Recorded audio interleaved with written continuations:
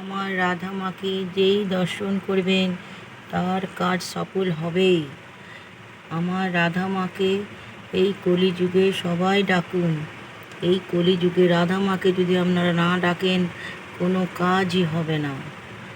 রাধা মায়ের দর্শন করবেন, রাধা মাকে ডাকবেন, আমার সাথে থাকবেন, শেয়ার করবেন, কমেন্ট করবেন।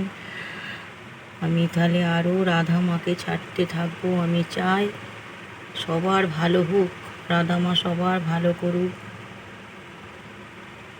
এই রাধা রানী আমার খুব জাগ্রত। আপনি যেটাই আপনি ডাকবেন, যেটাই আপনি মনে মনে রাধা রানীকে ডাকবেন, সেই কাজটাই সফল হবে। বেশি করে শেয়ার করবেন, আমাদের কাজ তখন থেকেই শুরু হয়ে যাবে। দেখবেন আপনারা কমেন্টে আমাকে বলবেন। যেই কাজে বেরাবেন রাধা মাকে স্মরণ করে বেরাবেন, রাধা গোবিন্দকে স্মরণ করবেন। বেরানোর 5 মিনিট আগে আমার রাধা রানীকে ডাকবেন, প্রভুকে ডাকবেন, তবেই বেরাবেন। এই রাধা রানী মা আমার খুব জাগ্রত, প্রভু আমার খুব জাগ্রত। রাধা মানে মাকে ডাকলেই প্রভু চলে আসবে।